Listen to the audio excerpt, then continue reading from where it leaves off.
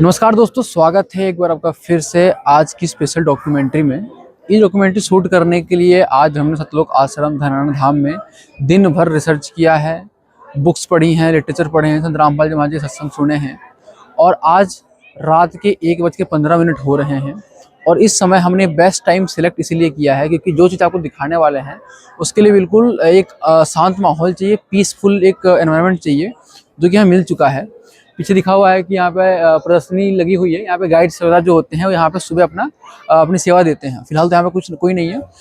आज मैं आपको शेयर करने वाला हूँ वो इंटरेस्टिंग फैक्ट्स जो शायद आपके गले ना उतरे, वो बात आपको शायद वो पल्ले नहीं पड़ेगी क्योंकि हमारे को भी नहीं पड़ी थी, लेकिन जब हमने फैक्ट्स प्रूफ देखे तब हम यकीन कर गए। अक्सर हम कहते हैं कि ब्रह्मा जी ने इस पूरी सृष्टि की रचना की, कभी कोई कहता है कि विष्णु जी ने की, कोई कहता है शिव जी इस पूरे ब्रह्मांड के रचनहार हैं, वहीं इसके आदि और इसी के अंत हैं। बहुत सारी धारणाएं हमारे मन में फैले, लेकिन हमारे पास किसी भी पॉइंट पे एक प्रूफ नहीं है कि हम प्रूफ कर सके कि भाई इस टेक्स्ट में, इस स्पिरिचुअल स्क्रिप्ट में हमने ये लिखा पाया है। हम अभी तक अंधेरे में तीर चला रहे थे और उस चीज को हम सच मान रहे थे, लेकिन आज जो मैं आपको चीज दिखाने वाला हूं उसको देख के अगर आप थोड़ा धैर्य से और विवेक पूर्वक अगर उस पर विचार करेंगे ना, तो आप बिल्कुल चौंक जाएंगे कि इतनी इंपॉर्टेंट चीज जो हमारे जहन हमारे जहन में भी नहीं थी, सारी चीजें ना हमारे को भी बताई गई। दूसरी चीज़ कि आज का जो समाज है, जो हमारी जैसी युवा पीढ़ी है, उनके लिए चीज़ों को समझना एक बहुत ही इंपॉर्टेंट चीज़ होती है जब हम उसको विजुअलाइज करने का ट्राई करवाते हैं। आप देखते हो, आप कॉलेज में जाते हो, पढ़ाई करते हो, हर जगह आप एक स्मार्ट एजुकेशन शुरू हो चुका है जहाँ पे हम चीज़ों को पढ़ने के लिए, समझने के लिए विजुअल्स आर्ट का यूज़ करते हैं, इन्फोग्राफिक इमेज लेते हैं, 2D 3D एनिमेशन, हम फोटोज़ वीडियोज़ देखते हैं तब हमको समझ में आती है चीज़ें। तो उसी तरीके से समझाने के लिए यहाँ पे इतने बढ़िया तरीके से कटआउट प्रिंट लगाए गए हैं कि आप दंग रह जाएंगे। हम शुरू करने वाले हैं आज इस documentary based on the creation of nature of this universe, या क्रिएशन ऑफ नेचर कहें, क्रिएशन ऑफ यूनिवर्स कहें, या पूरा वर्ल्ड कहें। पूरा आपको बताएंगे कि सृष्टि की उत्पत्ति हुई कैसे, क्यों हमारे मन में ये थॉट आता है कि हम कभी मरे ही नहीं, कभी हम बूढ़े ना हो, हमेशा हम यंग दिखे, हमारी ऐसी धारणा क्यों है। आइए शुरू करते हैं। ये पहला फ्रेम आपको देखने को मिल रहा है जहाँ पे एक हम फोटो में देख पा रहे हैं कि कैसे एक पीटल्स जो लोटस का फूल है उसमें परमेश्वर विराजमान है, और यहाँ पे लिखा हुआ है कि जब परमात्मा के अतिरिक्त कुछ भी नहीं था तब अविनाशी परम पुरुष परमेश्वर कबीर साहिब जी असंख्य पंखुड़ी वाले विशाल कमल के फूल पर विदेह विलक्षण देह शरीर तेजोमय शरीर में अकेले विराजमान थे। ये उस टाइम की बात थे जब ना टाइम का एग्जिस्टेंस था, ना स्पेस का एग्जिस्टेंस था, कुछ भी नहीं था, ना टाइम ना स्पेस ना कुछ भी नहीं था। तब परमेश्वर अकेले थे और अपने इन्फानाइट पीटल्स वाले जो कमल का फूल था सो विराजमान थे। उसके बाद सेकंड फ्रेम में सर्वप्रथम परमात्मा ने जो फूल पे जो बैठे थे उन्होंने अपनी शब्द शक्ति से using our his own word power, यानी अपने शब्द शक्ति से उस परमेश्वर ने 4 लोक रचे, जिसका पहला था सतलोक, दूसरा अलख लोक, तीसरा अगम लोक और चौथा अनामी लोक। ये 4 लोक परमेश्वर ने अपने शब्द से, यानी कि उन्होंने बोला और वो हो गया तत्क्षण उसी मोमेंट पे, और ये क्रिएशन हो गई। उसके बाद से परमेश्वर ने क्या किया कि जो उन्होंने 4 वर्ल्ड क्रिएट किए थे, 4 यूनिवर्स क्रिएट की थी, उस पे वो अलग अलग रूप में, अलग अलग फॉर्म में एक राजा के समान, एक विराट राजा के समान वो अपने सिंहासन पे मतलब साक्षात विराजमान हो गए। तो पहली चीज तो आप यही समझ में आ रहा हो आपको कि कैसे जो परमेश्वर है, परमेश्वर कहो, अल्लाह कहो, रब कहो, खुदा कहो, वो एग्जिस्टेंस में है, यानी कि उसका फॉर्म है, he is like human being. तो इस तरीके से जब हम फोर्थ फ्रेम में आएंगे तो यहाँ पे इस फ्रेम में दिखाया गया है कि जो मैंने आपको बताया था, जो सतलोक जो सबसे लोअर पार्ट था उसको बड़ा किया गया है, और इसमें परमेश्वर ने अपनी सब शक्ति से फिर से 16 द्वीप यानी 16 आइलैंड की रचना की। और पीछे वो दिख रहा है आपको, अलग अलग आइलैंड्स हैं, उसमें महल बने हुए हैं, कितनी बेहतरीन तरीके से स्नो व्हाइट का इसमें टेक्सचर लगा रखा है ताकि लोगों को समझ में आए, फील हो कि उस टाइम किस तरीके से सारी चीजें बनी थी। तो यहाँ पे लिखा हुआ परमेश्वर कबीर साहिब जी ने एक वचन, यहाँ मैं फिर से वचन रिपीट कर रहा हूँ क्योंकि वचन का मतलब होता है शब्द शक्ति, यानी वर्ड पावर से सतलोक में 16 द्वीप और मान सरोवर की रचना की अपने वर्ड पावर से, और पीछे आपको दिख रहा होगा। फिर तो हम नेक्स्ट फ्रेम में आएंगे। यहाँ पे परमेश्वर ने अपने फिर शब्द शक्ति से using his own word power, परमेश्वर ने अपने शब्द से अपने 16 पुत्रों की, प्रथम 16 पुत्रों की उत्पत्ति की। अब ये 16 पुत्र आपको दिखाई दे रहे हैं परमेश्वर के, और कितना बढ़िया सा इसमें माहौल लग रहा है। इसमें लिखा है उनके नाम देखो, और अब नाम की बात करेंगे तो यहाँ पे सबसे पहले नाम है कुर्म, ज्ञानी, विवेक, तेज, सहज, संतोष, सुरति, आनंद, क्षमा, फिर निष्काम, जलरंगी, अचिंत, फिर है प्रेम, दयाल, धैर्य, योग संतायन अर्थात योग जीत। तो परमेश्वर ने जो 16 पुत्रों की उत्पत्ति की थी उनके ऐसे ऐसे नाम उन्होंने धर दिया। उसके बाद से परमेश्वर कबीर साहिब जी ने अपने 16 पुत्रों में से जिसका नाम अचिंत था, अचिंत को कहा कि आप सतलोक में अन्य रचना करो। यानी जो 16 पुत्र थे उसमें से परमेश्वर ने किसी एक पुत्र को जिनका नाम था अचिंत था, उनको बोला कि अब इस सतलोक के अंदर आप फर्दर क्रिएशन आप आगे करो, और उनको कुछ सब शक्ति दे दी, उनको पावर दे दी कि आप ये कर सकते हो मेरी परमिशन से। ओके, सो अब यहाँ पे क्या हो रहा है कि जो अचिंत थे उन्होंने अपनी हेल्प के लिए, जैसे हम कहते हैं ना कलीग या पार्टनर कहते हैं, अपने कुछ काम करने के लिए वी नीड अ पार्टनर की जो हमारा हेल्प कर सके, तो उन्होंने अचिंत ने अपनी वर्ड पावर से एक और पुरुष की यहाँ पे क्रिएशन क्रिएट किया जो उनकी हेल्प कर सके इस वर्ल्ड को और आगे क्रिएट करने में। अचिंत जी ने अपनी सहायता के लिए अपने वचन सब शक्ति से पुरुष, अक्षर पुरुष, इनका नाम था अक्षर पुरुष, सर पुरुष की उत्पत्ति की। ठीक है, आइए अब यहाँ पे कुछ आपको सीन देखने को भी लग रहा होगा कि ऊपर परमेश्वर खड़े हैं, पानी दिख रहा है, बीच में अंडा है, एक नीचे सोए हुए हैं। एक्चुअली क्या है कि जो सतलोक था उस सतलोक के अंदर जो हमारा बॉडी है, जो वहाँ की बॉडी है वो श्वास से नहीं चलती, यानी कि आप ब्रीथ इन ब्रीथ आउट नहीं करना पड़ता है आपको, आप कहीं भी सो सकते हो आराम से। तो वो क्रिएशन करने की वजह जाके आराम से वो मस्त उसमें सो गए मानसरोवर लेक के अंदर। ठीक है, फिर परमेश्वर आए और परमेश्वर ने अपने सब शक्ति से एक अंडा उत्पन्न किया, और जब उस परमेश्वर ने जब उस अंडे को पानी के अंदर फेंका डाला तो गड़गड़ाहट से जो आवाज आई, आवाज से वो मतलब इनकम्प्लीट उनकी जो नींद थी वो खुल गई, उनसे उनको क्रोध आया और गुस्से से वो अंडा फूट गया। तो फिर लिखा यहाँ पे अक्षर पुरुष मानसरोवर के स्नान करने गए और कई युग तक जल में ही, कई युग तक यानी कितने टाइम तक वो सोते ही रह गए, उनको पता ही नहीं चला। सतलोक में श्वासों का शरीर नहीं है, यहाँ पे बिल्कुल क्लियर किया गया है, श्वासों का शरीर नहीं है। अचिंत जी के प्रार्थना पर अक्षर पुरुष को जगाने के लिए परमेश्वर कबीर साहिब जी ने मानसरोवर के अमृत जल में एक अंडा बनाया, उसमें एक आत्मा प्रवेश की और अंडे को मानसरोवर में छोड़ दिया। जैसे ही जो सरपुरुष थे जो हमारे अचिंत थे, जैसे ही वो उठे, अक्षर पुरुष जो उठे, निंद्रा से उठे, तो उनके जो गुस्सा था उस गुस्से से वो अंडा फूट गया और उसमें से एक आत्मा यानी फिर से एक पुरुष की उत्पत्ति हुई, जिनका नाम था यहाँ पे सरपुरुष। उसमें से ज्योति निरंजन, एक नाम ये है ज्योति निरंजन और दूसरा एक नाम है ये सरपुरुष, उत्पत्ति हुई। और यही मतलब यही जो आत्मा है, ये जो सॉल है, ये वाला आप ध्यान रखेंगे, ये जो है यही आगे चल के काल बना है, जिसको हम कैल भी बोलते हैं। संत रामपाल जी महाराज ने अपने सत्संग में इसको नाम बताया इनका कि इसका नाम कैल था, लेकिन हम उसको काल बोलते हैं। आइए चलते हैं आगे। उसके बाद से जो आप पीछे ही फ्रेम में देख रहे हैं कि परमेश्वर के अनंत जो बच्चे थे, उनके जो संतान थी, उनके पुत्र थे, परमेश्वर खुश तरीके से रह रहे हैं। अब इसमें क्या, इसका पीछे की स्टोरी है कि जब परमेश्वर ने फिर परम पिता परमेश्वर कबीर देव जी ने सारी सृष्टि की रचना स्वयं की, सर्व आत्माओं को अपने वचन शक्ति से अपने ही पुरुष रूप में उत्पन्न किया। प्रत्येक हंस आत्मा का नूरी शरीर तेज प्रकाश जैसे 16 सूर्य जैसा महान मानव दृश्य था, परंतु परमेश्वर के तेजपुंज शरीर का करोड़ों सूर्य से भी अधिक एक रोमकूपी मतलब प्रकाश थी। अब मैं आपको थोड़ा समझाने के लिए मैं एग्जांपल लूंगा कि जब हम बल्ब लेते हैं तो हम देखते हैं 18 वाट का बल्ब है, 50 का है, 100 का है, 200 का है। तो आपको पता है कि जिसकी जो इंटेंसिटी होती है जलने की, ब्राइटनेस की, सबकी इंटेंसिटी अलग अलग होती है according to their watt power के अकॉर्डिंग।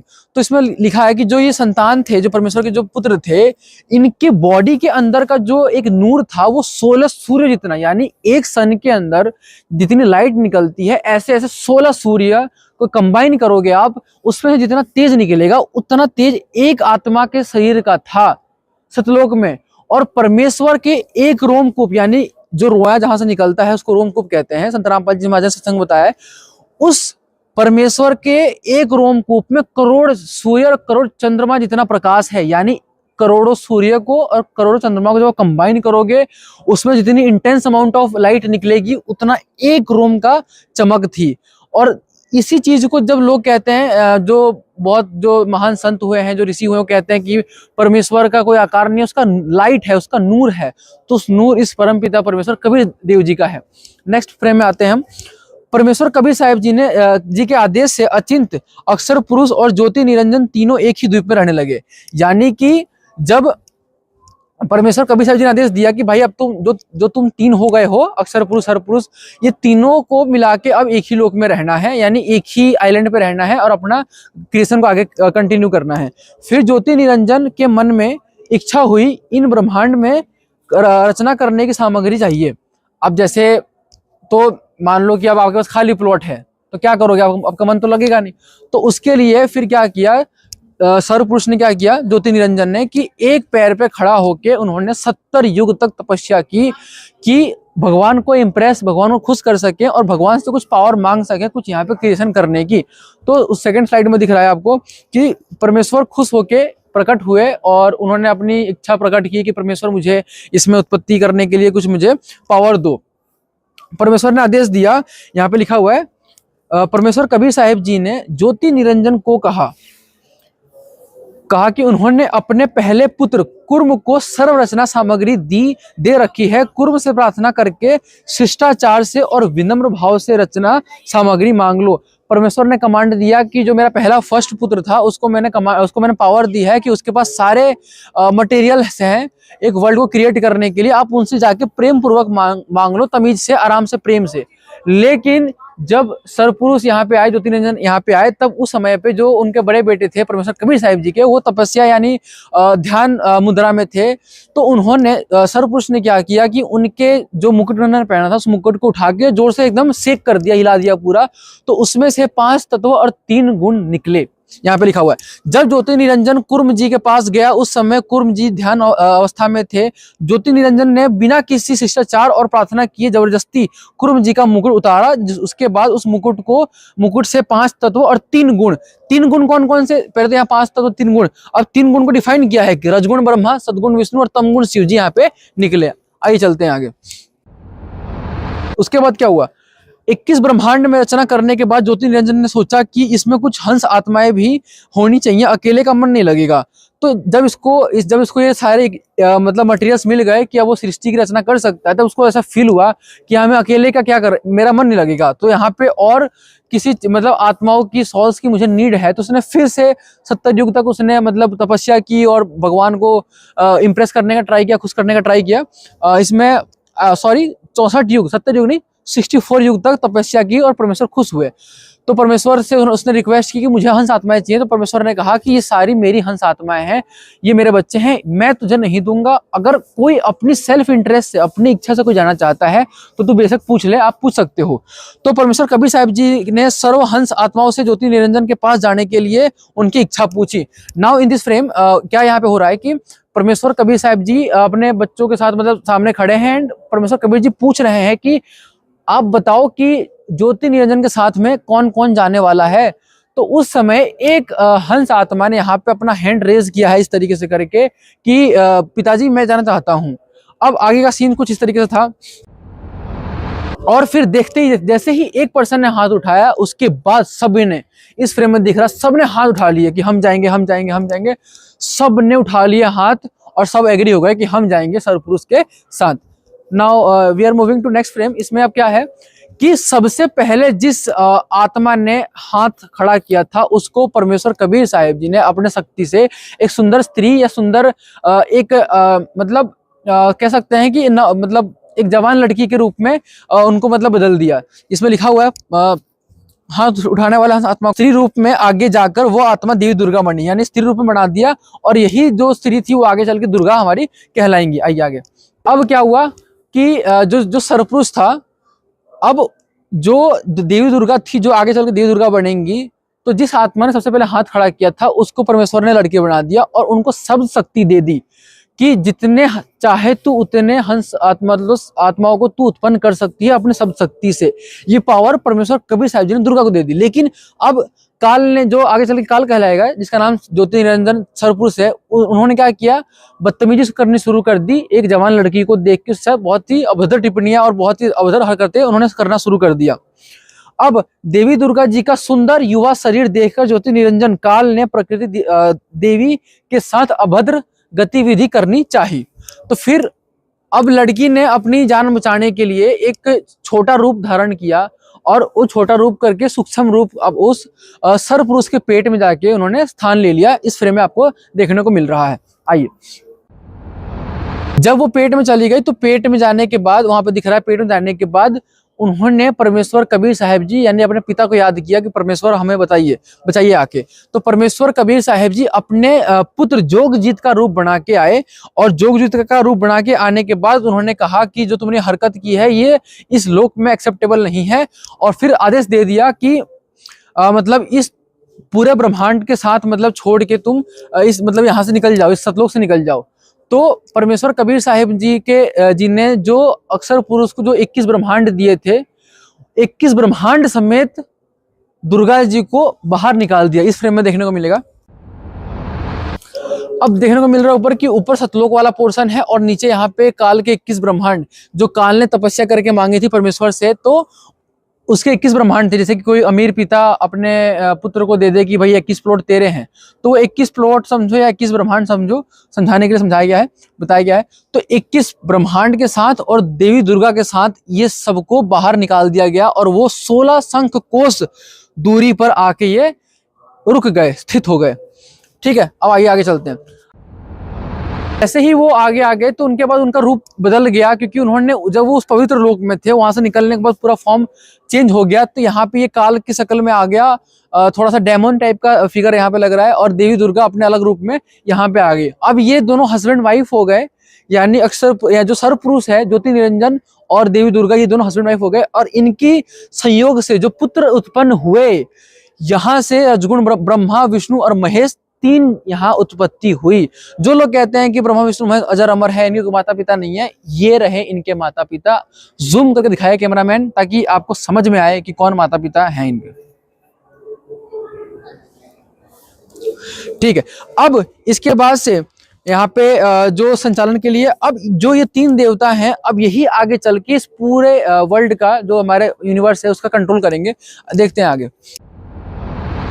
अब जो काल था, अब इसको मैं काल कहूंगा, जो कि पहले इनका नाम था ज्योति निरंजन सर्वपुरुष। जो काल ने कहा दुर्गा से कि अब मैं किसी के सामने नहीं आऊंगा, मैं गायब यानी कि अव्यक्त रहूंगा, छुपा रहूंगा, ना किसी जब से, ना किसी तब से, ना किसी भी पावर से मैं किसी को दिखाई नहीं दूंगा। अब आप सृष्टि की उत्पत्ति को आगे बढ़ाओ, आगे अपना काम करो, ये बैकेंड सपोर्ट करेंगे। ज्योति निरंजन ने देवी दुर्गा जी से अपने अव्यक्त रहने की प्रतिज्ञा की और कहा कि आज के बाद से मैं किसी को अपने वास्तविक रूप में दर्शन नहीं दूंगा, और अब तुम सृष्टि संचालन करो। ओके, अब यहाँ पे परमेश्वर जब काल अव्यक्त हो गया यानी गायब हो गया, तब देवी दुर्गा अब एक कंट्रोलर बन गई यूनिवर्स की। इनके जो 3 पुत्र थे, रजगुण ब्रह्मा, सतगुण विष्णु और तमगुण शिव जी, जो 5 तत्व और जो 3 गुण थे ना, ये 3 गुण वही हैं ब्रह्मा विष्णु महेश। अब इसमें जो ब्रह्मा जी है ये इनका डिपार्टमेंट है क्रिएटर का, यानी मतलब संतान उत्पत्ति करना। जो विष्णु जी का है सस्टेन करना लाइफ को, और जो शिव जी हैं ये डिस्ट्रॉयर है, यानी क्रिएटर, सस्टेनर और डिस्ट्रॉयर, इस तरीके से हो गया। अब आगे चल के देवी दुर्गा ने अपने वर्ड पावर से फिर 3 स्त्री की उत्पत्ति की, और इन जो तीनों स्त्री थी इनका नाम श्री सावित्री जी, लक्ष्मी जी और पार्वती जी रख दिया इनका नाम। और इन तीनों को इस फ्रेम में दिखाया गया है। इन तीनों देवियों को ब्रह्मा विष्णु महेश को अलग अलग मतलब उनको बांट दिया गया कि पार्वती जी शिव जी की वाइफ हो जाएंगी, लक्ष्मी जी हो जाएंगी विष्णु जी की, और सावित्री माता जी हो जाएंगी ब्रह्मा जी की वाइफ हो जाएंगी। ना किसी बैंड बजे, ना किसी बारात के, बिल्कुल सिंपल तरीके से ये एक हस्बैंड वाइफ बन गए। तो इस तरीके से यहाँ पे इनकी शादी हो गई, ये ब्रह्मा विष्णु महेश की। तो अब इन्हीं के कंट्रोल में ये जो मेन दुर्गा जी हैं, एक जो काल जो अव्यक्त रहता है 2, और ये 3 ब्रह्मा विष्णु महेश 3, दुर्गा और काल, ये 5 ने मिलके प्रपंच चलाया है, जिसमें हम सब फंसे हुए हैं, आप में हम सब। और इसी चीज से निकालने के लिए, जहां से हम आए थे वहां वापस ले जाने के लिए संत रामपाल जी महाराज जी आए हैं, ज्ञान दे रहे हैं, समझा रहे हैं। और इतना सिंपल तरीके से यहाँ पे जिस तरीके से डेमोन्स्ट्रेट किया गया है, इतने एक्सेलेंट आर्ट वर्क के, तो कोई भी समझ सकता है कि हाउ दिस यूनिवर्स बिगिंस, किस तरीके से शुरुआत हुई। अब कोई ये मतलब आपने जो देख लिया, अब आप ये नहीं कह सकते कि भाई ब्रह्मा विष्णु महेश सबकी उत्पत्ति करता है और इनके अलावा कोई नहीं है, इनके माता पिता नहीं है। माता इनकी ये रही, पिता इनके गायब रूप में, अव्यक्त रूप में है, जिनका नाम काल है, जो पहले इनका नाम था सर्वपुरुष। तो दोस्तों, जो ये मतलब एक बहुत ही बड़ी डिबेट बनी हुई थी हमारे ऋषि महर्षि शंकराचार्य जो इतने सालों से लगे पड़े थे कि भाई कैसे बताएं, किस तरीके से समझाएं कि सृष्टि रचना कैसे हुई, किस तरीके से हुई, किसी को कोई ज्ञान नहीं था। संत रामपाल जी महाराज जी ने बिल्कुल सटीक तरीके से एकदम बेस्ट तरीके से एक्सप्लेन करके यहाँ समझा दिया है। अब जो संत रामपाल जी महाराज जी के शिष्य यहाँ पे आएंगे या जो श्रद्धालु आएंगे या जो संत रामपाल जी महाराज से नहीं जुड़े हैं वो भी आएंगे, जब देखेंगे उनको समझ में आएगा कि सारा हमारे शास्त्रों से प्रमाणित है, तो उनको ये समझ में आएगा कि वास्तविकता में संत रामपाल जी महाराज जी ही सही ज्ञान दे रहे हैं। धन्यवाद।